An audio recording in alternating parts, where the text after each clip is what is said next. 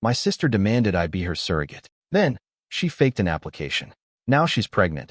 But the shocking truth changed everything. I never expected to share this on Reddit.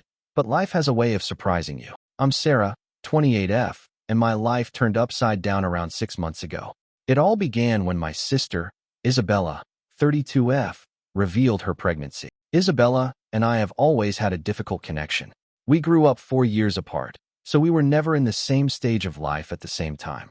Isabella was always the ideal child, a leader of the debate team, and first chair violin in the school orchestra.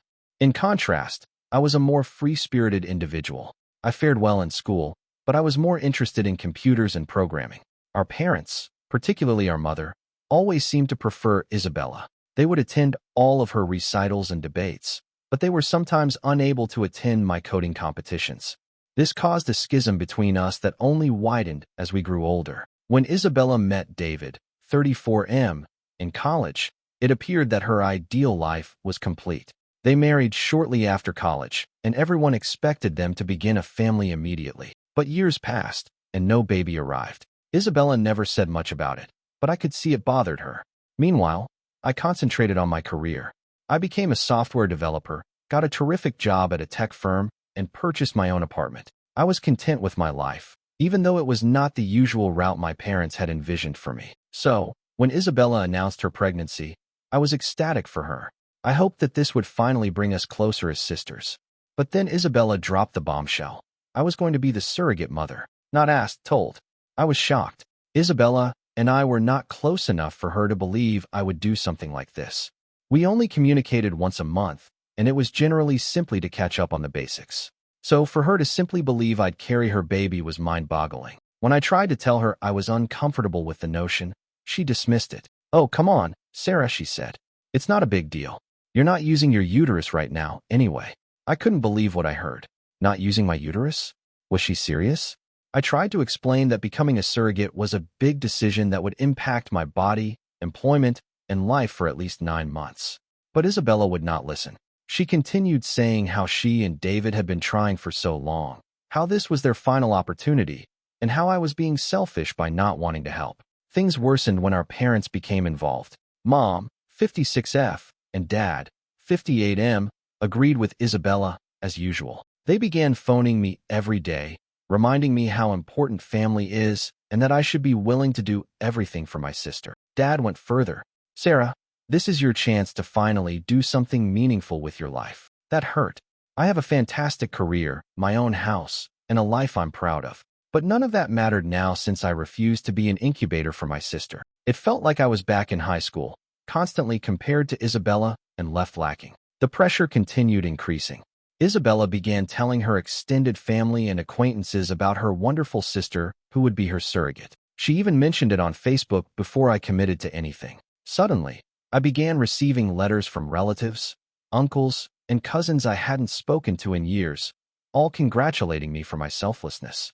I attempted to correct the record, but Isabella had already spun her story. Anyone I told the truth to either didn't believe me or thought I was overly theatrical. "It's just 9 months, they'd say. "Don't you want your sister to be happy?" But it was more than just 9 months. It was my body, profession, and life. I had recently been promoted to lead developer on a significant project at work. How was I meant to handle it while pregnant? What about the health hazards and possible long-term repercussions on my body? Nobody appeared to care about any of this. The final straw came at a family supper. Isabella had asked everyone around to celebrate her imminent surrogacy. I hadn't agreed to anything, but she pretended it was a done deal. As we sat around the table, she began discussing her nursery ideas and her excitement for me to begin hormone therapy. I could not handle it anymore. I stood up and told them the truth. I stated that I had never consented to be a surrogate, that Isabella had lied to everyone, and that I was tired of being bullied and guilted into doing something I did not want to do. The room became quiet. Then, all hell broke loose. Isabella erupted into sobs, claiming that I was spoiling her one opportunity at parenthood. Mom and Dad began yelling at me, calling me selfish and callous. David merely sat there, looking uneasy. I left the dinner feeling wild. Was I actually the bad guy here? Was I being selfish by refusing to give up my body and life for 9 months? I didn't think so, but my family appeared to think differently. Since that night, things have been strained. Isabella isn't speaking with me. Mom and Dad keep sending guilt-inducing voicemail messages.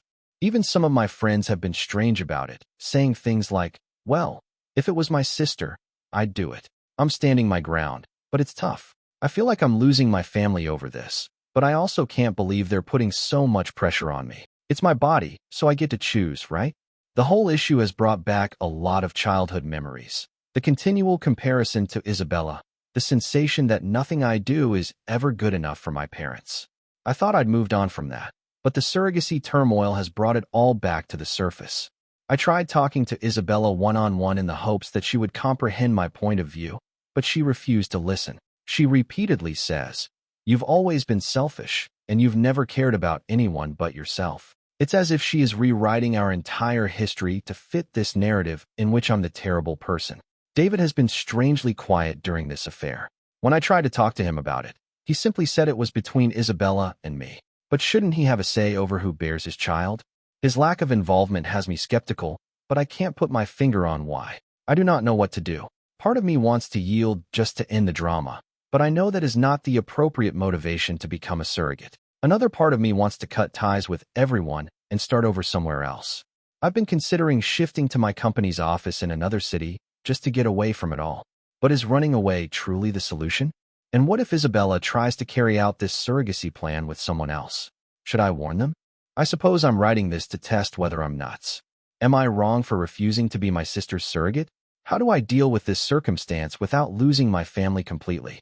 Any help would be greatly appreciated, as I now feel like I'm drowning in family drama with no way out. Update. It has been 3 weeks since my last article, and the issue has become even more convoluted. First and foremost, I'd like to thank everyone who left comments on my first post. Your encouragement and guidance made me feel less insane about the entire thing. I took your advice to heart and chose to stand my ground. I told my family that I would not be a surrogate, no matter how hard they pressed me. For a while, things were too calm. Last week, I received a call from a number I did not know. When I replied, it was a woman claiming to represent a surrogacy agency. She began discussing how they had received my application and were eager to move on with the process. I was confused at first, then frightened when I realized what had happened. Isabella had filed a surrogacy application in my name. She had taken my personal information, forged my signature, and even submitted medical records that she had obtained in some way. I was furious. This wasn't simply crossing a boundary. It was identity theft. I immediately called the agency back and explained the situation. They were understanding but suggested that I make a police report to protect myself. I was torn. Filing a police report might land Isabella in significant legal danger. At the same time, she committed an illegal act and violated my privacy severely. I recalled all the instances in our youth when Isabella got away with something because I didn't want to get her in trouble, like when she shattered Mom's favorite vase and blamed it on me, or when she stole my car in college and got into an accident. After much thinking, I decided to submit the report. It was not an easy decision, but I felt compelled to protect myself. What if Isabella did something like this again? The fallout was swift and severe. Isabella called me, shouting that I was attempting to ruin her life. Mom and Dad were outraged, telling me that I was ripping the family apart. Even David, who had generally been silent throughout the episode, left me a furious voicemail. But this is where things become even more difficult. Remember how I mentioned that Isabella and David had been trying to have a baby for years? Well, there's a reason behind that. A common friend contacted me after hearing about the police report. She told me something I didn't know. David had a vasectomy years before he met Isabella. This discovery hit me hard, not only because it meant Isabella had been lying about their fertility issues, but also because it reminded me of when Isabella and David initially started dating years earlier. I overheard a chat between them at a family cookout. David had mentioned that he did not want children, and Isabella concurred, stating she was also unsure about motherhood. I hadn't given it much attention at the time, but it suddenly felt significant. David apparently did not desire children. He told Isabella this when they first started dating, and she stated she was fine with it. However, as the years passed, Isabella got enamored with the prospect of having a baby. She began pressing David, who eventually agreed to consider adoption or surrogacy to make her happy. This new information led me to doubt everything. Why was Isabella so desperate for a baby when she had previously been content with not having children? And why go to such measures to make me a surrogate when you could simply adopt or locate a willing surrogate through normal channels? I wasn't sure what to do with this information. Part of me wanted to face Isabella and reveal all her falsehoods, but another part of me felt bad for her. Was she so desperate for a baby that she would engage in such deception? In the end, I opted to speak with David first.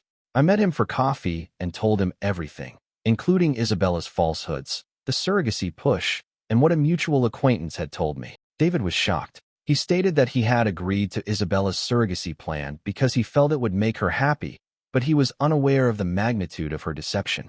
As we talked, David opened up about his own marital troubles.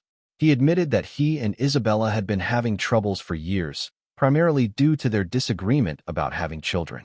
He stated he had pondered leaving several times, but stayed because he loved Isabella and hoped she would alter her mind about having children. David seemed shocked as he exited our meeting. I felt awful for him, but also relieved that the truth was finally being revealed. I wondered whether this would be the push he needed to finally confront Isabella and possibly end their marriage.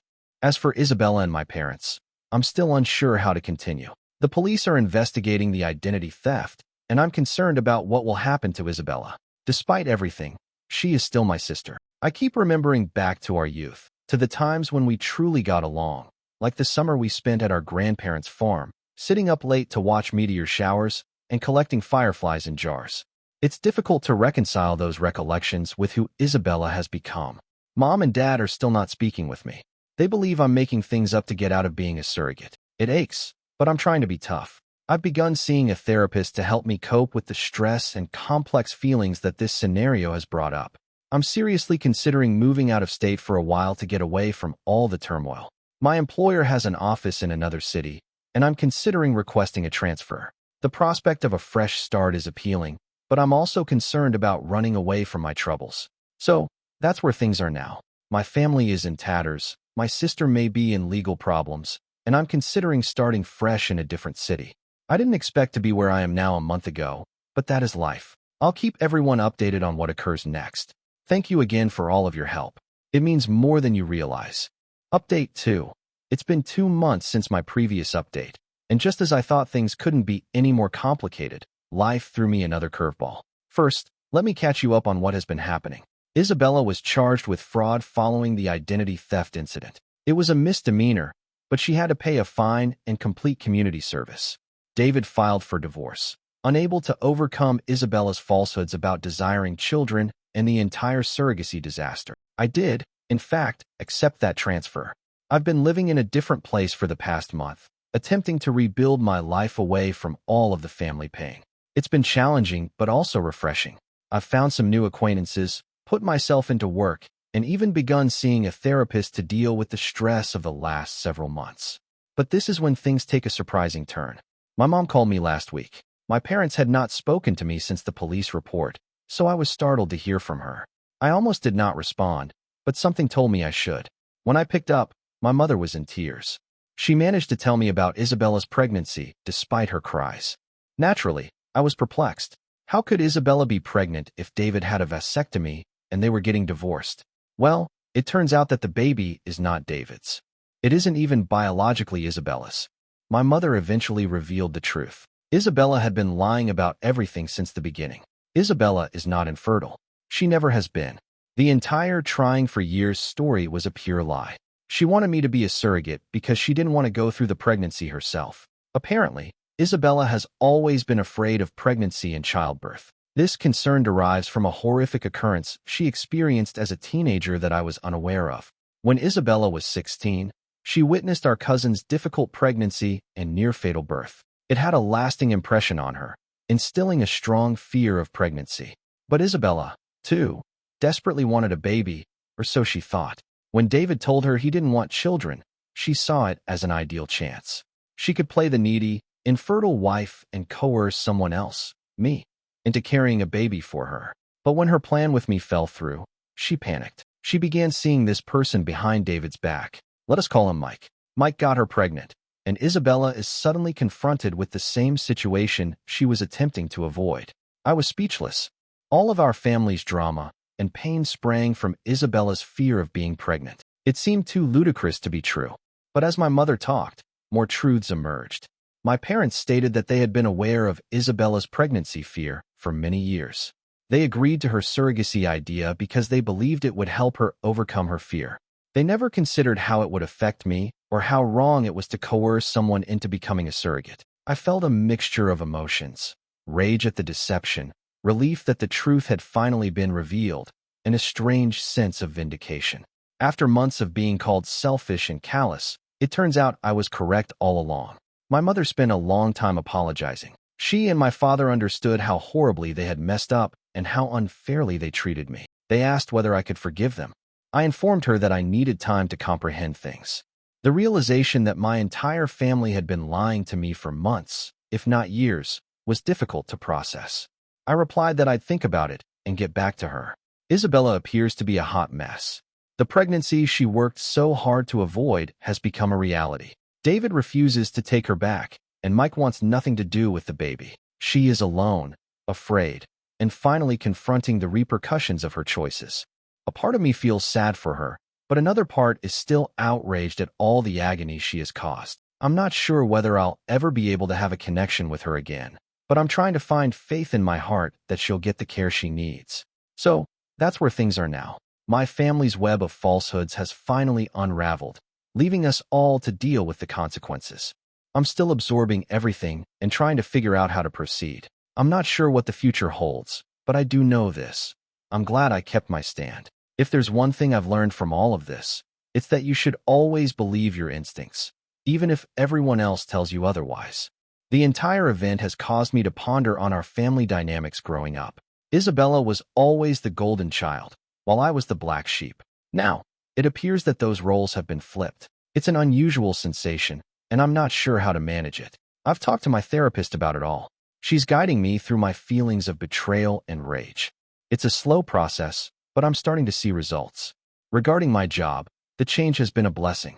I'm working on an intriguing new project that keeps me occupied and diverted from the family drama. My new coworkers are wonderful, and I'm slowly beginning to feel like I belong here. I am still unsure how to proceed with my family. Part of me wants to forgive them and try to repair our connection. Another part of me is frightened of being harmed again. I keep thinking about how many times I've forgiven them, only to see them revert back to their old ways. For now, I'm taking things one day at a time. I've informed my folks I need space, and they're surprisingly understanding. Isabella has tried to contact me several times, but I'm not ready to talk to her yet. I'll keep you updated if anything important happens, but for the time being, I'm focusing on healing and going forward with my life. Thank you for your continued support throughout this insane adventure. Update 3. It's been half a year since my last update, so I thought it was appropriate to share where things are now. A lot has changed, and while not everything is perfect, I believe I'm now in a decent place. First, the major news. Isabella gave birth to a little girl around 2 months ago. Despite her anxieties, the pregnancy and birth went well, according to what I've heard. She is adjusting to motherhood better than anyone expected. It appears that the reality of having a child has shifted her perspective on many issues. I wasn't present at the birth, but my parents kept me updated. They sent me images of the baby, and I must admit, she's lovely. It's weird to believe I have a niece now, especially with everything that has transpired. My relationship with my family is difficult. After reflecting on everything, I decided to give my parents the opportunity to make amends. We've had many lengthy, challenging discussions on trust, respect, and boundaries. They have apologized several times and appear to sincerely grasp how bad their acts were. We are gradually restoring our relationship, but it is not the same as before. I'm more careful and guarded now, but I'm also proud of myself for establishing and maintaining clear boundaries. My parents understand that if they try to manipulate or pressure me again, I will not hesitate to cut them off altogether. My relationship with Isabella remains strained. I've seen her and the infant several times, always with other family members present. It's awkward and stressful, but we're respectful. Isabella has apologized for her behavior, but I'm not quite ready to forgive her yet. The loss of confidence was massive, and it will take a long time to recover, if it ever does. Isabella is struggling as a single mother, but she is receiving support from our parents and attending treatment to address her worries and difficulties. She has even formed a support group for ladies suffering from tocophobia, the fear of pregnancy and childbirth. It's encouraging to see her take measures to confront her issues, even if it's too late to reverse the damage she's created. On a personal note, I am doing great. I've opted to stay in the new city. I've created a life here that I am content with. My career is going well, and I've made some amazing friends. I've even begun seeing someone. It's early days, but it feels nice to be progressing.